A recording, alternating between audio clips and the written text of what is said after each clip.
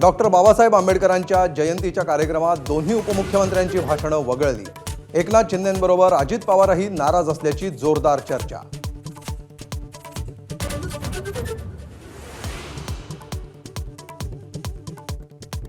फुले सिनेमाच्या प्रदर्शनासाठी मुख्यमंत्र्यांनी पुढाकार घ्यावा, अन्यथा फुले विरुद्ध फडणवीस असा वाद होईल। सामनाच्या अग्रलेखातून भाष्य।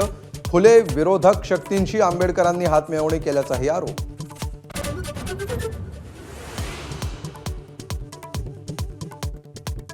वाल्मिक कराडच्या एन्काउंटरची आपल्याला ऑफर होती। बीडमधील निलंबित पोलीस अधिकारी रणजित कास्तींच्या दाव्यानं खळबळ।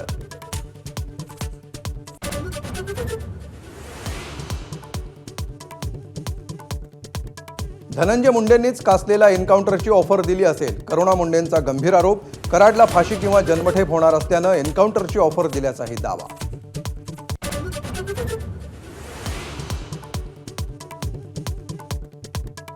ठाकरेंच्या शिवसेनेत दानवे विरुद्ध खैरे वाद पुन्हा टिपेला। अंबादास दानवे मोठे झाल्यासारखे वागतात। दानवेंच्या मेळाव्याला दांडी मारल्यानंतर चंद्रकांत खैरेंचं स्पष्टीकरण।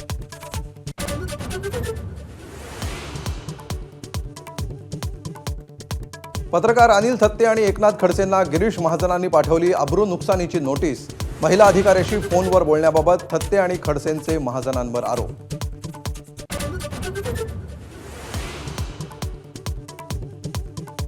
काँग्रेसला मुस्लिमांबद्दल प्रेम आहे तर मुस्लिम पक्षाध्यक्ष का करत नाही, पंतप्रधान मोदींचा सवाल। काँग्रेसनं आंबेडकरांना कायम व्यवस्थेबाहेर ठेवल्याची टीका।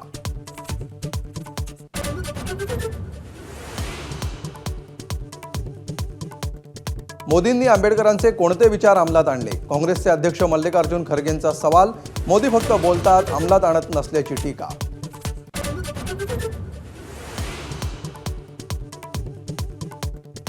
भाजप मुंबईचा अध्यक्ष बदलण्याची शक्यता।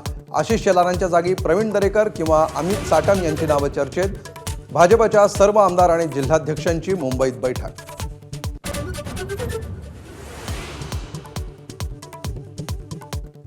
मुंबईकरांना दिलासा। वॉटर टँकर असोसिएशनचा संप अखेर मागे। यापुढे कोणतीही कारवाई होणार नाही, पालिकेचं आश्वासन।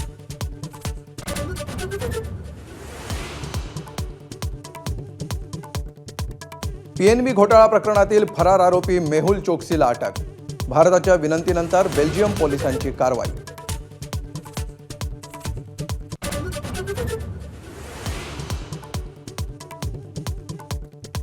अभिनेता सलमान खानला पुन्हा धमकी। मुंबईच्या वरळीतील वाहतूक विभागाच्या व्हॉट्सअप नंबरवर मेसेज। सलमानची कार बॉम्बनं उडवून देण्याची धमकी। घराबाहेर सुरक्षा वाढव।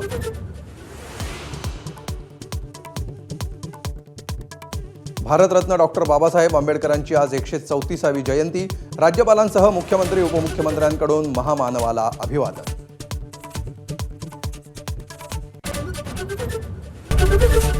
एबीपी माझा, उघडा डोळे बघा नीट।